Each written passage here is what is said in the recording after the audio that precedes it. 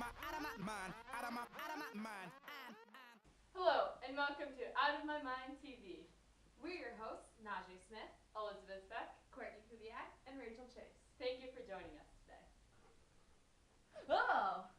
The average person spends about 6 years of their life in dreams, and at least 80% of them are usually negative emotions. We most commonly dream about events in our daily life. The manifest content of a dream often incorporates experiences and preoccupations from the day's events. The Latin content is the underlying meaning of the dream that often a psychoanalytical therapist would discover. Hi, this is Colton. Colton, how old are you? 3. Colton, what did you dream about last night? Poop. Colton most likely said he dreamed about poop because he was in the anal stage of Freud's psychosexual stages of development. Hi Caleb, how's it going? Good. How old are you, Caleb? 7.5. So what did you dream about last night?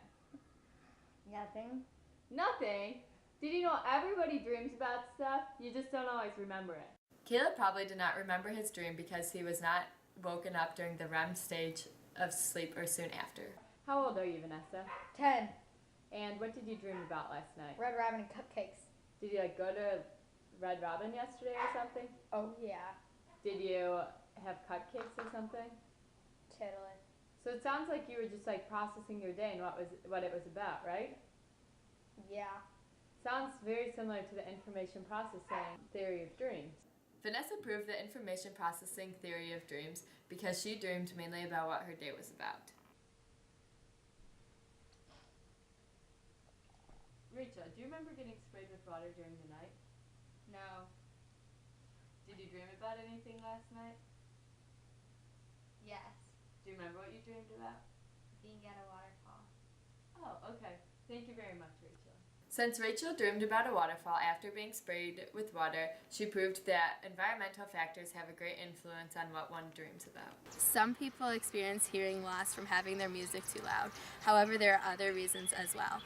Earl Kubiak shares with us his experience with Meniere's disease, hearing loss due to an imbalance of fluid in the inner ear. I'm Earl Kubiak, and I was diagnosed with Meniere's disease 13 years ago.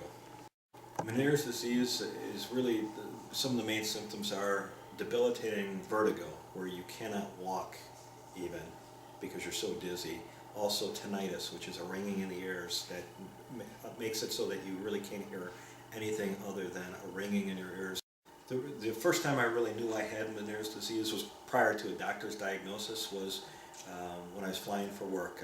I flew to Reno, Nevada, and when I got there, I could not do anything. I was totally dizzy, where I had to just lay down for 10 hours. All of the symptoms, the dizziness, the tinnitus, comes from a imbalance in my ear where fluid builds up in what they call the endolymphatic sac. One of the surgery I had to correct it was done in 2000 as well by Dr. John Leonetti. He did what they call an endolymphatic sac decompression. Kind of technical mumble jumbo for, he basically drilled into the side of my head, and behind the sac he carved out a space in the bone where the fluid could be released into it to relieve the pressure. I did have a hearing aid for a little while, which helped a little bit, but the tinnitus was really hard to overcome, and the same problems with loud crowded areas or restaurants and things like that. The hearing aid amplified all those noises as well, so it was really frustrating. So 13 years later, I still have deafness in my ear. I can probably hear only 10 to 15% of anything out of my left ear. I also do get dizziness once in a while, and I have a loud tinnitus in my left ear as well, which kind of hampers me at work, hearing things, hearing the kids, being able to talk to somebody in a crowded room where there's a lot of noise or background noise as well. It's actually pretty nice having a dad who's half deaf, because I never get in trouble for talking back to him, because he never even hears me. I mean, I feel bad for my dad sometimes because he can't hear, but it's also pretty nice because when I forget to tell him something, I just say that I did, and then he believes me and thinks he didn't hear it. Hi, my name is Rachel Chase, and today I will be interviewing someone who has Stendhal syndrome. Stendhal syndrome is when someone is exposed to large quantities of beautiful art, and they experience things such as rapid heartbeat, dizziness, fainting, even hallucinations. So today I will be interviewing Lucy Douglas, who suffers from this chronic psychosomatic disorder. This is Rachel Chase here, reporting with Lucy Douglas about Stendhal syndrome. Lucy, can you talk to us about your very rare disease? Well, I mean, I just become very overwhelmed by the beauty of simple art, and you know, it's hard, but it's become part of my life. I mean, sometimes I just have to avert my eyes. I have to be careful where I look. I mean, it's just a part of me. It's who I am. So you're able to be a normal human being? I mean, I think so. I've been going to therapy, and I've been going through some very helpful exercises. Like, I've learned through my like when I'm having an episode, that I can just, if I just calm down and take a breath, do some breathing, count to 10, then I'll usually be okay. I mean, sometimes my episodes can get really bad. I'll just start flailing about. But I mean, usually the counting helps, and the breathing.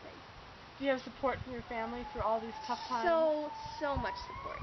So much support. I mean, sometimes even too much support, because they have to like hold me down because I'll be like so overwhelmed.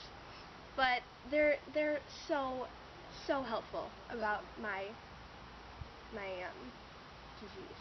Happen if I were to bring out some beautiful art, beautiful print here? Oh my God. I mean, it's so... Breathe. I don't want to overwhelm you. Oh, thank you. Thank you. You 1, seem... 2, 3, 4. Okay. Are you okay, Lucy? I think I'm okay. Sorry to overwhelm you. It's okay. I mean, it's something you had to do. I'm getting better. I mean, months ago I would have just passed out, but now I'm still conscious. You are doing great, Lucy. Thank you. All right, thank you. And this is Rachel Chase. I'm here at Pioneer Elementary School in Bolingbrook, Illinois. Today I'll be interviewing Jane Elliott, a school teacher making a difference. Jane Elliott showed her students what it was like to be discriminated against. She did this by designating 2 groups, one to be the good kids and another to be the bad kids. Thank you for sitting down with me today, Ms. Elliott. How do you think the simulation affected your students? You know, I think this is very eye-opening for them. I can see that they are treating one another differently. What motivated you to start this activity? After Martin Luther King's assassination, discrimination played a large role in society. So we had a class discussion on racism in general, and I could see that they weren't really affected by it. So I decided to make the lesson more engaging by involving the students firsthand. Do you think that self-fulfilling prophecy plays a role in everyday life? Yes, at young ages, kids are very impressionable, so falling into these roles was inevitable. People tend to follow what other people are doing so that they don't stand out. At the snowball dance party, Courtney, Najee, and myself conducted an experiment on conformity to prove that people copy what other people are doing.